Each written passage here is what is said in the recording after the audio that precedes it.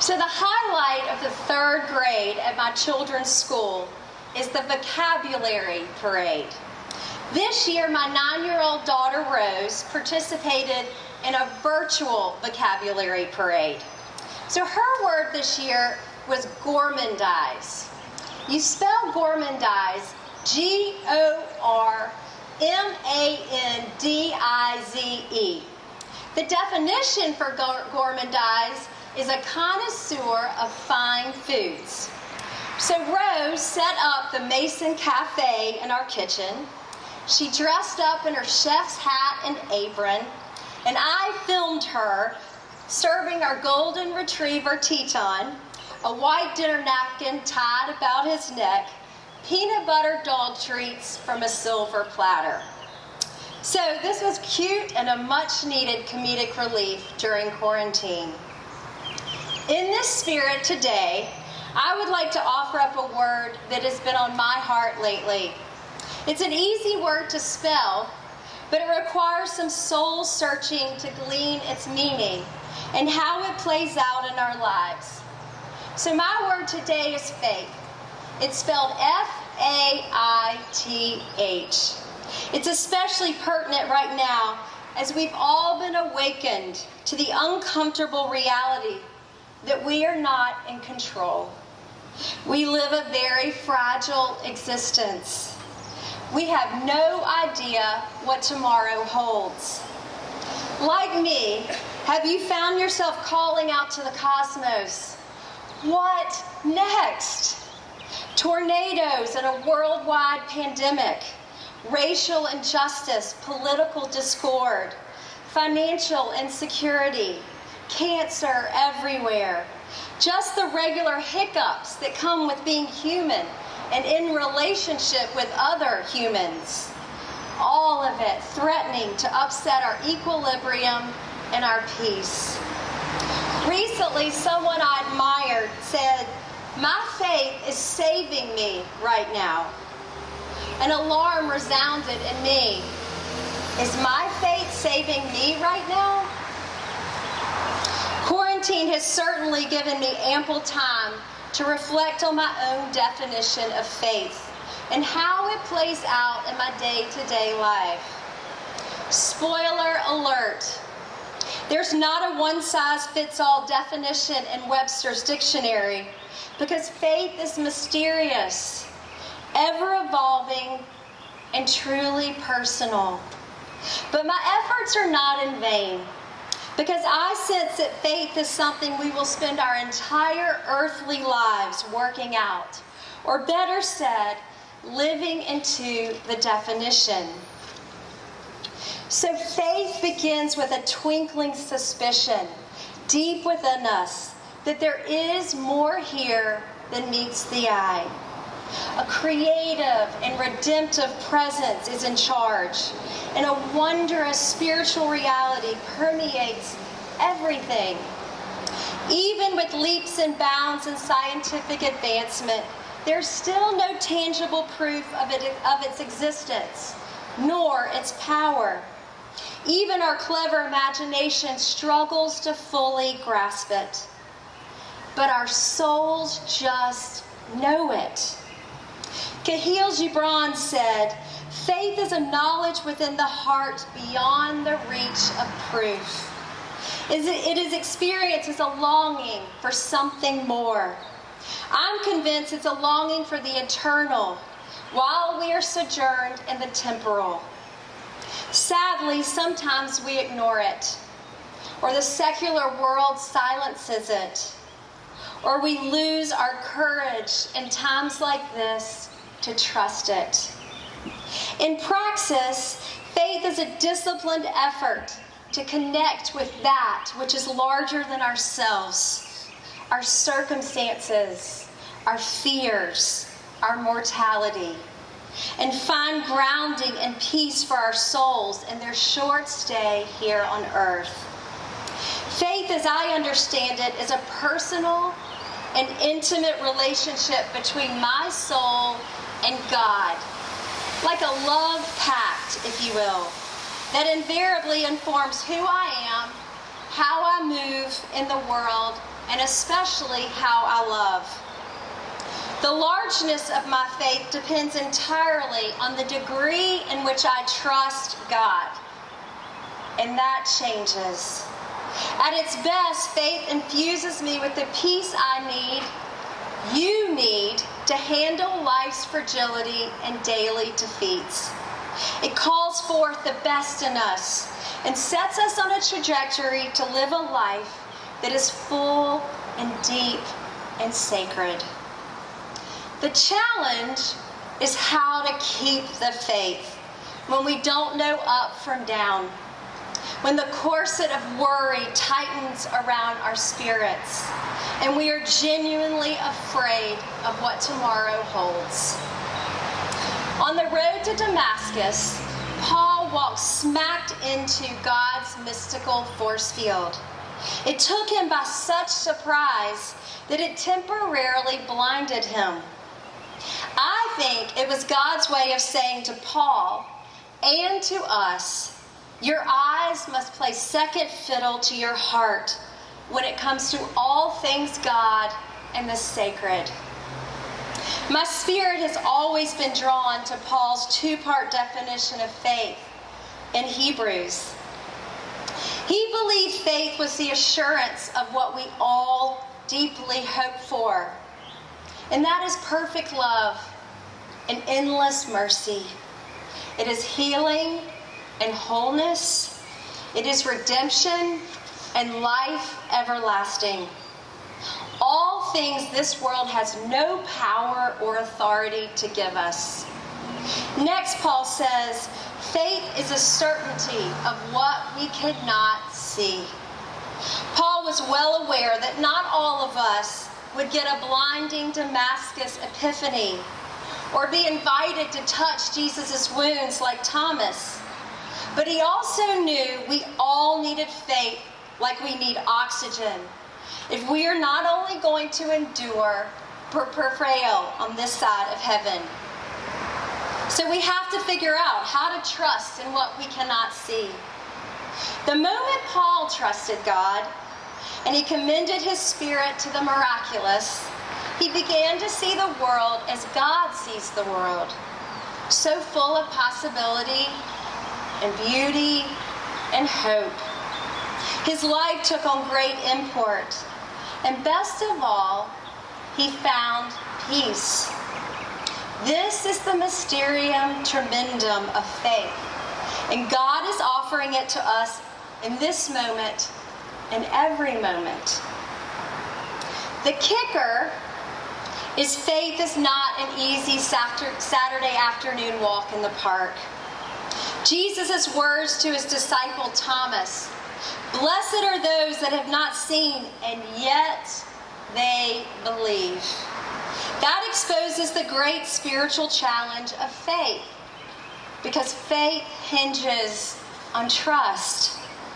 And I confess, I struggle with that. Street smarts tell us not to trust something or someone without proof of worth. Our intellects like black and white data, the hypothesis to be solved nice and neat. The reality is, most of us struggle to keep the faith, especially during a pandemic with no end in sight. And it feels like God has pulled an Elvis and left the building. I've misplaced my faith as many times as I've found it. It was a relief to me years ago when I read Mother Teresa's surprising confession of lifelong bouts of doubt in her book, Come Be the Light. For years, she prayed to what felt like a black void, and she received no assurance or comfort.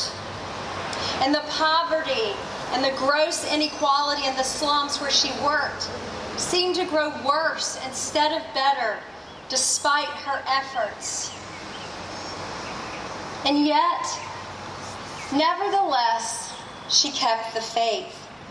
And this gives me hope. She didn't experience faith as rainbows and fireworks. It was often lonely determination with little reward. Anne Lamott once said, "Faith includes noticing the mess, the emptiness, and the discomfort, and letting it be there until some light returns." So often faith is experienced as Mother Teresa's, an internal tug-of-war of belief and unbelief.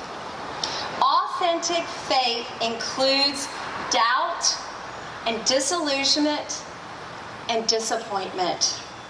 Mother Teresa never threw in the towel. She put one foot in front of the other, and she committed to loving God and her neighbor as best as she could. Now that is a definition of living in faith. In seasons like this, with tornadoes and pandemics and killer hornets, I find myself personally at times worrying if trusting God will be enough. There is no denying that fear and self-reliance pose the greatest threat to our faith. And although it makes absolutely no sense, the secular world in which we live in thrives on keeping us in fear and then preaching to us that we can be our own saviors. COVID-19 has certainly proven this to be the great lie. Authentic faith will always be plagued with doubt. We flounder. We are not God. It's the reason God did give us Jesus, though, to mirror how to handle the impossible challenge of being human. The choreography of one step forward in belief and 2 steps back in doubt is the dance. For me, faith is not an achievement or even a destination, but a lifelong discovery and falling in love with God's mind and heart. I'm not afraid of doubt. What I am afraid of is living a lukewarm spiritual existence. Thankfully, that interior secret longing in all of us remains. It never leaves us. The soul will forever crave the transcendent, the glorious, the presence of God. C.S. Lewis once said, "We must train the habit of faith." So this reminds me of some hard-won wisdom that I found several years ago. It was on a whitewater rafting trip down the Snake River in Jackson Hole, Wyoming, with my family. When you hit the Big Kahuna, dig in and paddle harder. That was the sage advice from Shane, our shaggy-haired, sun-burnished adventure river guide. He knelt at the stern of our raft as we entered the Class 4 rapids called the Big Kahuna. This was my first experience of whitewater rafting, and I was not prepared for the mighty thrashing beast of the Big Kahuna. Kind of like none of us were prepared for this pandemic. Before stepping into the 6-person yellow inflatable raft, Shane explained to us all the excitement we could expect over the next 2 hours on the river. He enthusiastically described the assortment of wildlife, the superior heights, the speeds, and the awesome beauty of the river. While checking our life preservers, he casually mentioned that strong paddling was our best bet for staying in the boat. Staying in the boat? Have you ever paddled through Class 4 rapids? Or have you suffered through an illness? Or have you lost a loved one? Endured a divorce or a folded dream? Have you looked up and seen a 10-foot wall of water on all sides of you? Have you wondered if that tiny rubber blow-up raft of you could survive what life was throwing your way? Shane did not know the life wisdom found in his calls from the stern of the raft. Dig in, paddle harder. Much like a river, life proves mightily unpredictable. And we all know something about that. Thank you, COVID-19. We leisurely float, suffer some bruises. Maybe a rock or a tree temporarily blocks our passage, or the current takes us off in a direction we didn't expect or desire. We pray while keeping our fingers tightly on the paddle, hoping nothing too grave will come our way and capsize the fragile raft of our humanity. Most of us do our very best to avoid the rapids, those boisterous waves that threaten our equilibrium in body and spirit. And yet we are human, and unfortunately, we have no control over the flow and the direction of the river of our lives. Big kahunas are part of every story. There will be times when we have to just put our head down and keep paddling and believing that smooth waters are ahead. Sometimes our tender faith seems inadequate at first to see us through life's ups and downs. We have to work at it. We have to dig in. We have to discover our own courage and strength and resilience, because it is there. Smooth waters are definitely pleasant, but more than not, we find out who we truly are, who God truly is, when we have to dig in and paddle. We discover not only our sturdiness, but more importantly, the faithfulness of God. Rest assured, God did not make us too delicate. Remember what Christopher Robin said to Winnie the Pooh. You are braver than you believe, stronger than you seem, and smarter than you think. And God never meant for us to go on the river alone. Not only is He with us, but He gave us each other. His only ask is to trust Him and keep paddling. Faith demands grit from us and grace on God's part. Faith has to be more than a set of beliefs or prescriptions for moral living. It must be, as Paul said, how we move and live and find our being in this world. Frederick Buechner said, when your faith stops changing and growing, it dies on its feet. I think this is our work today. Faith by design is meant to expand and evolve. More than just a life preserver here on earth, but our ticket to living a life that is deep and full and consequential to the whole. I commend to you J.R.R. Tolkien's illuminating lines from our family favorite, The Lord of the Rings. The road goes ever on, and I must follow it if I can, pursuing it with eager feet until it joins some larger way.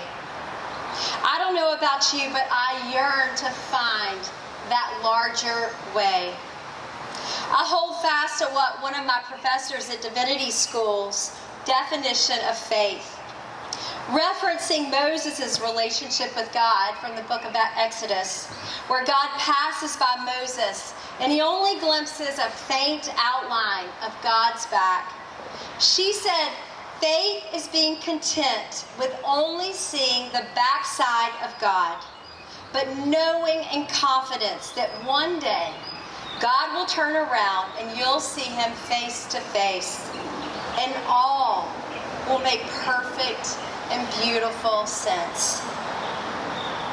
So I know that 2020 has given us all a run for our money. I ask you to lean into the words of Father Thomas Keaton. who said it's never too late to start the spiritual journey or to start over. And it's worth starting over any number of times. So I don't know where you are today in regards to your faith. Maybe doubt is having its way with you, or you are just hanging on. Or maybe you found yourself in these times tucked secure under God's wing. Regardless, I think we have the opportunity to make 2020 the year our faith grew. I'm going to say that again. We can make 2020 the year our faith grew. I remind you what Paul said, wherever you are, whatever happens, regardless of life circumstances, never forget the Spirit of God is in you, which I translate to mean you and I are going to be more than okay. The invisible fibers of faith, stronger than spider's silk, they run through us. They were designed to stretch when life stretches us and prove steely in response to our fragility. This spring, I took a senior theology course on Thomas Aquinas at Vanderbilt. He was a 13th century philosopher, mystic, theologian, and church father. And he believed faith is our superpower. And he said we have to pray and pray and pray for the perseverance to keep it. And that's where I find God's plan to be so incredibly remarkable. He gave us each other to walk the path, to discover the larger way, the promised land, together. This is how we will keep the faith. So to close today, I want you to close your eyes, and I want you to listen to these words, and I want them to imprint your heart. I hope that they fan the light and the hope and the Spirit of God in you. God has you, whatever happens. A remarkable and redemptive plan is in motion, where all will eventually come together for good. Love will prevail. Jesus is our beacon right now on how to live and love and die and transcend. God gave us each other to bear the ache. Hope is real, and it will not disappoint.